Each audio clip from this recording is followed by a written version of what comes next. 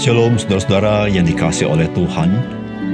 Kita mendapat didikan daripada Tuhan, dapat melalui Alkitab, dan itu merupakan yang terutama karena Alkitab adalah firman Allah. Namun kita juga bisa mendapat didikan daripada Tuhan melalui pengalaman hidup kita. Pengalaman hidup kita merupakan bagian di mana Tuhan ingin mendidik, bahkan memperingati kita. Oleh karena itu, saudara, marilah kita selalu menghargai apa yang telah kita lalui dan kita menghargai apa yang Tuhan telah lakukan dalam hidup kita. Salam jumpa dalam program Tuhan adalah Gembalaku. Saudara, keberhasilan merupakan hal yang pasti diinginkan oleh setiap orang. Ada pelbagai reaksi orang ketika ia mengalami keberhasilan. Bagaimanakah saudara merespon terhadap keberhasilan yang saudara alami? Kegagalan merupakan hal yang pasti tidak diinginkan oleh setiap orang. Dan ada pelbagai reaksi orang ketika ia mengalami kegagalan. Pertanyaannya, bagaimana saudara merespon terhadap kegagalan yang saudara alami?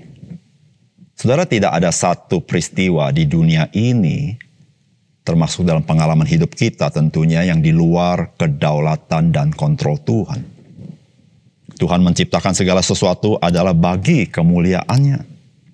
Dan seluruh yang terjadi dalam dunia ini, Tuhan tetapkan adalah bagi kemuliaan Tuhan. Termasuk keberhasilan dan kegagalan kita. Setiap orang yang memuliakan Tuhan di dalam keberhasilan atau dalam kegagalan dia, saudara, dialah orang yang akan mengalami betapa baiknya Tuhan kepada kita. Saudara, mari kita membaca Daniel pasal yang keempat. Dari Raja Nebukadnezar kepada orang-orang dari segala bangsa, suku bangsa, dan bahasa yang diam di seluruh bumi. Bertambah-tambahlah kiranya kesejahteraanmu. Aku berkenan memaklumkan tanda-tanda dan mujizat-mujizat yang telah dilakukan Allah yang Maha Tinggi kepadaku. Betapa besarnya tanda-tandanya dan betapa hebatnya mujizat-mujizatnya. Kerajaannya adalah kerajaan yang kekal dan pemerintahannya turun-temurun. Aku Nebukadnezar diam dalam rumahku dengan tenang dan hidup dengan senang dalam istanaku. Lalu aku mendapat mimpi yang mengejutkan aku, dan khayalanku di tempat tidurku serta penglihatan-penglihatan yang kulihat menggelisahkan aku. Maka aku mengeluarkan titah bahwa semua orang bijaksana di Babel harus dibawa menghadap aku, supaya mereka memberitahukan kepadaku makna mimpi itu. Kemudian orang-orang berilmu, ahli jampi, para kasdim dan ahli nujum datang menghadap dan aku menceritakan kepada mereka mimpi itu. Tetapi mereka tidak dapat memberitahukan maknanya kepadaku. Pada akhirnya Daniel datang menghadap aku, yakni Daniel yang dinamai Belsasar menurut nama dewaku, dan yang penuh dengan roh para dewa yang kudus. Lalu kuceritakan kepadanya mimpi itu. Hai Belsasar, kepala orang-orang berilmu, aku tahu bahwa engkau penuh dengan roh para dewa yang kudus, dan bahwa tidak ada rahasia yang sukar bagimu. Sebab itu inilah riwayat penglihatan mimpi yang kudapat, maka ceritakanlah kepadaku maknanya. Adapun penglihatan yang kudapat di tempat tidurku itu demikian. Di tengah-tengah bumi ada sebatang pohon yang sangat tinggi. Pohon itu bertambah besar dan kuat, tingginya sampai ke langit, dan dapat dilihat sampai ke ujung seluruh bumi. Daun-daunnya indah, buahnya berlimpah-limpah, padanya ada makanan bagi semua yang hidup. Di bawahnya binatang-binatang di padang mencari tempat bernaung, dan di dahan-dahannya bersarang burung-burung di udara, dan segala makhluk mendapat makanan daripadanya. Kemudian dalam penglihatan yang kudapat di tempat tidurku itu tampak seorang penjaga, seorang kudus turun dari langit. Ia berseru dengan nyaring demikian katanya, tebanglah pohon itu dan potonglah dahan-dahannya, gugurkanlah daun-daunnya dan hamburkanlah buah-buahnya. Biarlah binatang-binatang lari dari bawahnya dan burung-burung dari dahan-dahannya. Tetapi biarkanlah tunggulnya tinggal di dalam tanah, terikat dengan rantai dari besi dan tembaga.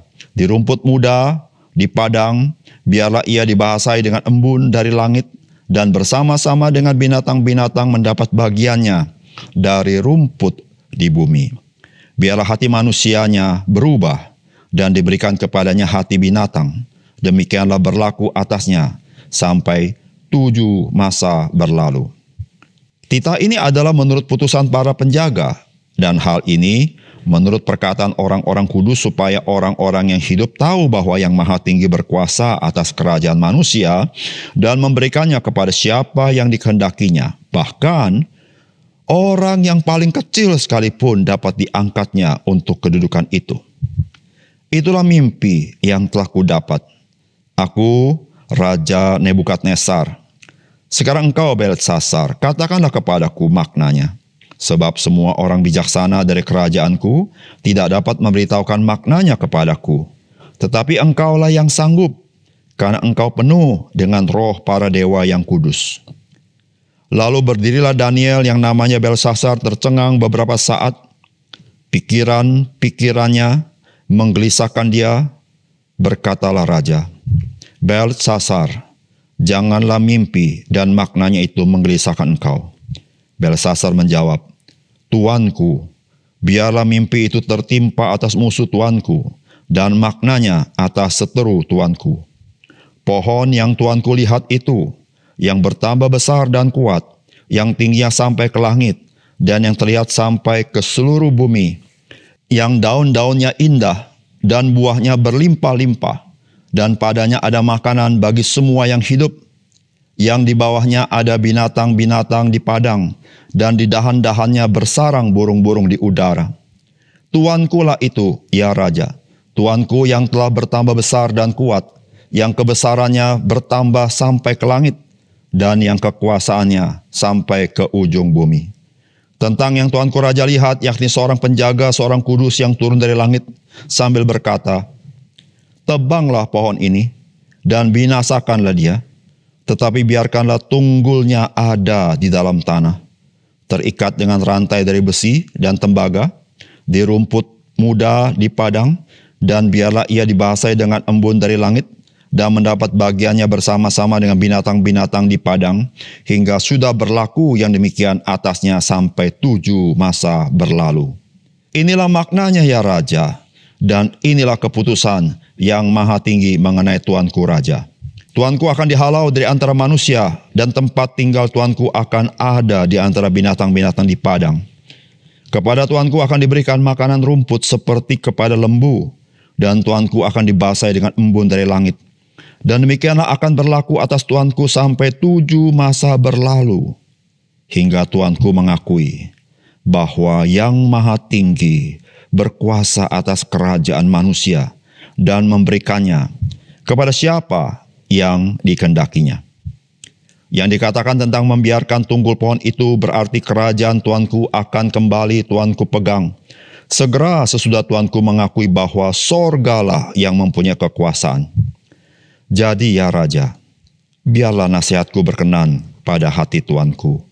Lepaskanlah diri Tuanku daripada dosa dengan melakukan keadilan, dan daripada kesalahan dengan menunjukkan belas kasihan terhadap orang yang tertindas. Dengan demikian, kebahagiaan Tuanku akan dilanjutkan. Semuanya itu terjadi atas Nebukadnezar, sebab setelah lewat 12 bulan, ketika ia sedang berjalan-jalan di atas istana di Babel, berkatalah Raja, Bukankah itu Babel yang besar itu, yang dengan kekuatan kuasaku dan untuk kemuliaan kebesaranku telah kubangun menjadi kota kerajaan? Raja belum habis berbicara ketika suatu suara terdengar dari langit. Kepadamu dinyatakan, ya Raja Nebukadnezar, bahwa kerajaan telah beralih daripadamu. Engkau akan dihalau dari antara manusia, dan tempat tinggalmu akan ada di antara binatang-binatang di padang. Kepadamu akan diberikan makanan rumput seperti kepada lembu, Dan demikianlah akan berlaku atasmu sampai 7 masa berlalu, hingga engkau mengakui bahwa Yang Maha Tinggi berkuasa atas kerajaan manusia dan memberikannya kepada siapa yang dikehendakinya.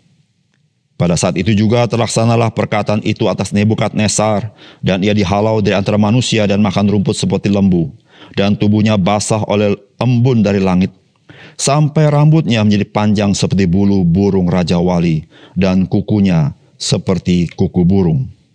Tetapi setelah lewat waktu yang ditentukan, aku Nebukadnezar menengadah ke langit, dan akal budiku kembali lagi kepadaku. Lalu aku memuji Yang Maha Tinggi dan membesarkan dan memuliakan yang hidup kekal itu. Karena kekuasaannya ialah kekuasaan yang kekal dan kerajaannya turun-temurun. Semua penduduk bumi dianggap remeh. Ia berbuat menurut kehendaknya terhadap bala tentara langit dan penduduk bumi, dan tidak ada seorang pun yang dapat menolak tangannya dengan berkata kepadanya, "Apa yang kau buat?" Pada waktu akal budiku kembali kepadaku, kembalilah juga kepadaku kebesaran, kemuliaanku, untuk kemasyuran kerajaanku. Para menteriku dan para pembesarku menjemput aku lagi. Aku dikembalikan kepada kerajaanku, bahkan kemuliaan lebih besar dari dahulu diberikan kepadaku. Jadi sekarang aku Nebukadnezar memuji, meninggikan dan memuliakan Raja Sorga, yang segala perbuatannya adalah benar dan jalan-jalannya adalah adil, dan yang sanggup merendahkan mereka yang berlaku congkak. Saudara yang dikasihi oleh Tuhan, Raja Nebukadnezar adalah raja yang besar pada zaman itu. Dan saudara, melalui firman Tuhan yang kita baca, Tuhan ingin menyadarkan khususnya Raja Nebukadnezar dan juga kepada kita bahwa Tuhan jauh lebih besar dibandingkan dengan kekuasaan Raja Nebukadnezar. Saudara, Raja Nebukadnezar harus mengakui kedaulatan dan kekuasaan Tuhan, betapapun berkuasanya Raja Nebukadnezar. Saudara, ini sebuah pelajaran penting bagi kita. Saudara, Alkitab memberitahukan betapa dahsyat akan kedaulatan dan kekuasaan Tuhan. Dan kita sebagai umatnya, kita harus belajar mengakuinya dan hidup di dalam ketundukan kepadanya. Namun ini juga sebuah pengharapan yang sejati. Karena tidak ada satu kekuasaan di dunia ini yang dapat sifatnya mutlak. Karena kekuasaan Allah itulah yang mutlak. Saudara, apakah pesan firman Tuhan bagi kita?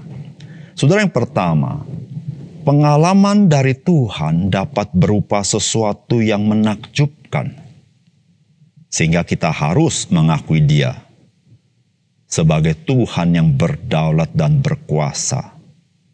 Namun, pengalaman dari Tuhan juga dapat berupa hal yang tidak kita harapkan. Saudara, semuanya itu agar kita tahu dan menyadari bahwa kita tidak patut meninggikan diri. Namun, kita harus bergantung kepada Tuhan, dan hanya Dia yang kita tinggikan. Saudara, firman Tuhan berkata begini, semuanya itu terjadi atas Raja Nebukadnezar, sebab setelah lewat 12 bulan ketika ia sedang berjalan-jalan di atas istana raja di Babel, berkatalah raja, bukankah itu Babel yang besar itu, yang dengan kekuatan kuasaku dan untuk kemuliaan kebesaranku telah kubangun menjadi kota kerajaan? Raja belum habis bicara, ketika suatu suara terdengar dari langit, kepadamu dinyatakan, ya Raja Nebukadnezar, bahwa kerajaan telah beralih daripadamu. Saudara yang dikasihi oleh Tuhan, Raja Nebukadnezar, sebelum kisah yang diceritakan pada bagian ini, dia sudah mengalami satu pengalaman extraordinary. Satu pengalaman yang luar biasa, yang tidak semua orang bisa melihatnya. Yaitu bagaimana kuasa Tuhan melindungi 3 orang yang masuk ke dalam tungku perapian yang dipanaskan 7 kali, namun dia tidak kenapa-napa. Saudara, ini sangat mengejutkan, bukan?